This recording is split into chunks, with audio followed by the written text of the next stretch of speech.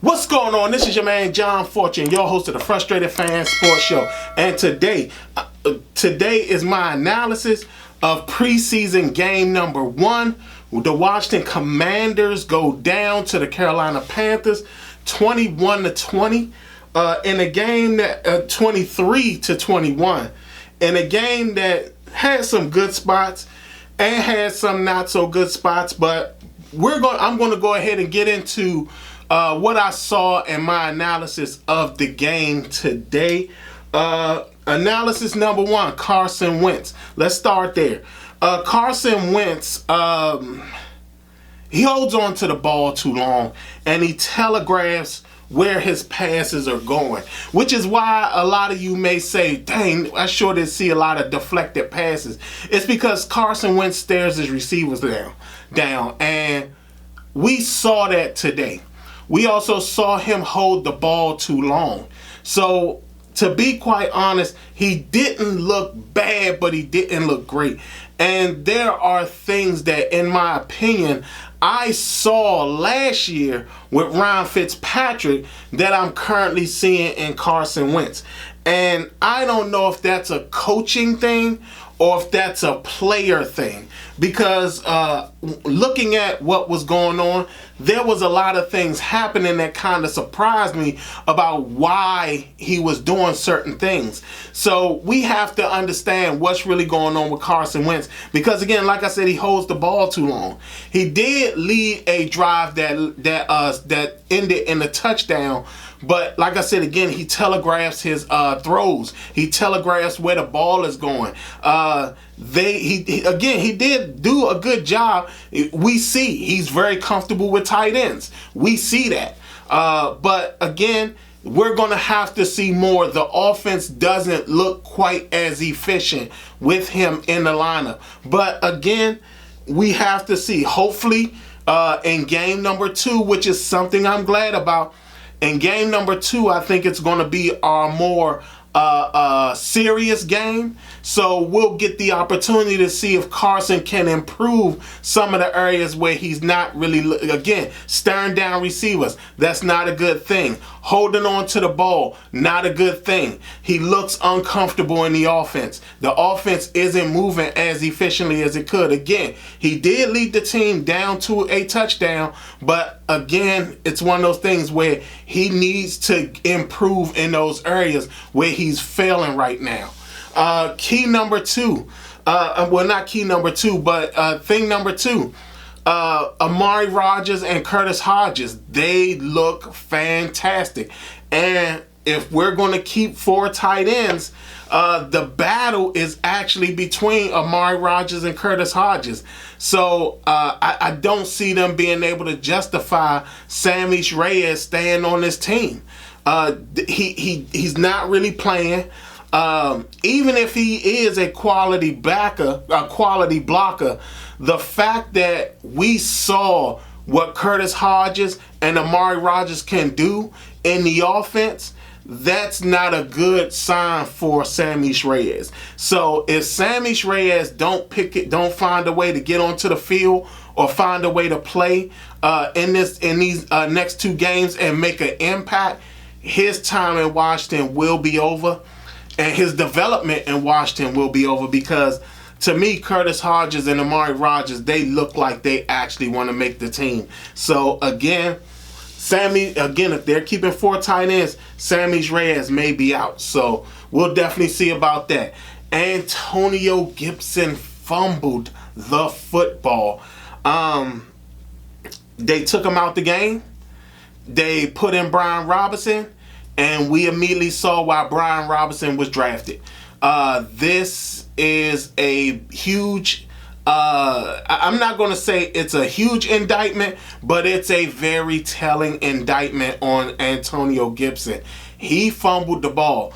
they may have to think about putting Antonio Gibson on the punt teams and on kickoff return and punt return, just for him to gain his confidence again and find a way to learn how to hold on to the ball. Because again, you're talking about he sat up here and fumbled in the preseason, and he fumbled on a play that, you know, he should have known to actually corral the ball, and he didn't. So Antonio Gibson fumbles in the preseason.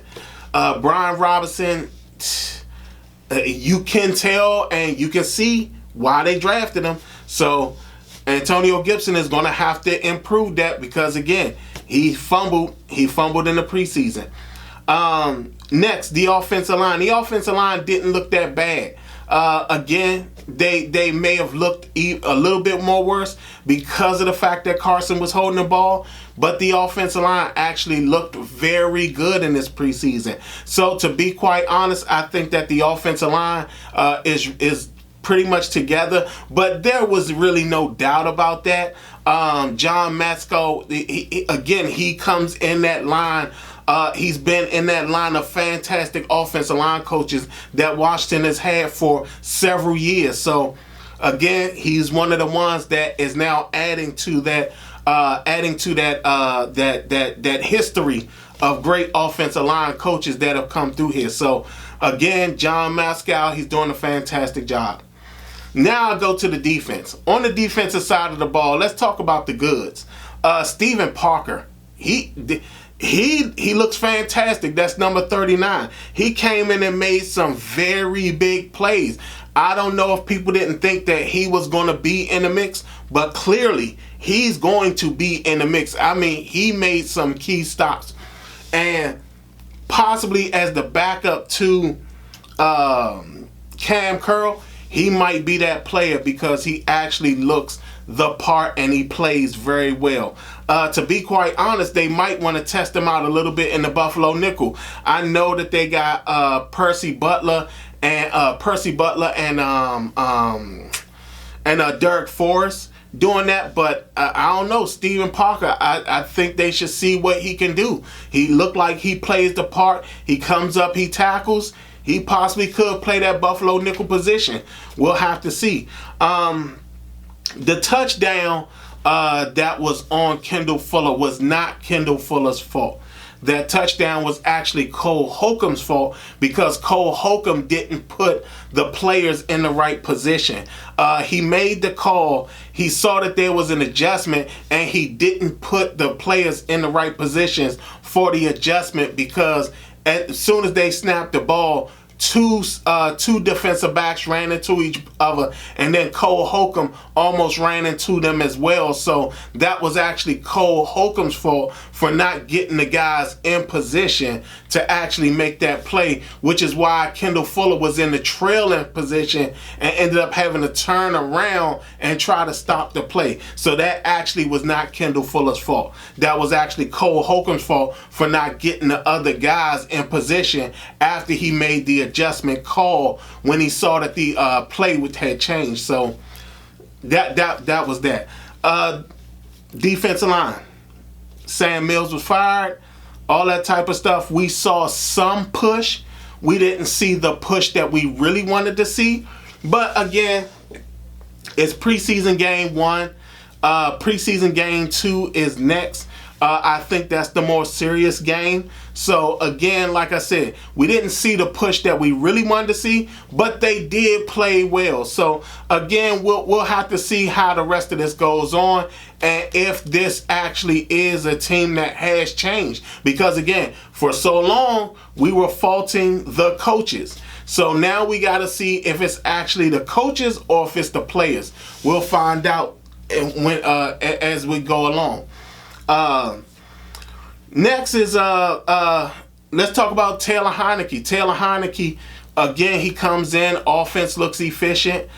He did have a interception, but again, it really wasn't. It was his fault, but not really, because the line, he was playing behind a different line, and they kind of let a pass rusher get free, and they hit him on the shoulder as he was throwing the ball, so it ended up in an interception. But again, we see the offense is very efficient when Taylor's in, and in comparison to Carson Wentz. So we will see how that goes. The other thing, a lot of you got the opportunity to see Matt Corral and Sam Howell. We saw what happened there. Sam Howell looks very comfortable in this offense. And to be quite honest, I can't think of who it is. And I'm going to find out who it is, but I do want to give this person credit. They said that Sam Howell was the future of our team. And to be quite honest, he looks very comfortable with this team. He looks very comfortable in the offense. Even though he's playing behind guys, he looks like he's fully comfortable in this offense. Now, I don't know if it's something that he's accustomed to and what the offense was in North Carolina, but clearly he's very comfortable in this offense. And to be quite honest, I'm actually looking at him. You know, he looks like he's absolutely comfortable. And not only that, he seems like he might be the steal of the draft for Washington. He could be something. We'll find out in the next couple of preseason games to find out if he keeps on this steady pace. The third preseason game, which I think will be his full game. So, because I think that all teams will rest their guys in the third preseason game. So, we'll definitely see in the third preseason game if Sam Howell keeps this up. So, for that, again, saw some good things, saw some things that need to be worked on. I will say this. I don't feel as uncomfortable in our season and us still possibly winning double-digit games if Carson Wentz cannot perform as quarterback. I actually do feel comfortable with Taylor coming in and also with Sam Howell coming in should Carson Wentz falter. And like I said, hopefully Carson Wentz improves. Our next preseason game, which I think is our most serious game, and I like our competitor, which is the Kansas City Chiefs.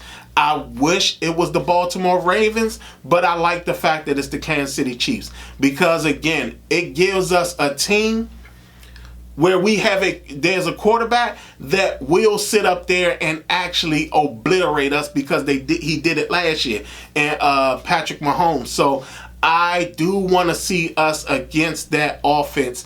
I do want to see our first team defense against that offense, and I want to see our offense against their defense. They are actually. We're going to actually see if our team is actually fully ready to go into the season and actually play. We didn't see much of Jahan Dotson in this game. Sad, but we didn't. So we'll next game will be the more serious game. Third game of the season will probably be the game that they let everybody rest before the start of the season. But y'all tell me what y'all think. What were some of the things that you liked in the preseason game? What were some of the things that you kind of concerned you a little bit in the preseason game? Other than that, this has been your man, John Fortune, and this has been the Frustrated Fan Sports Show.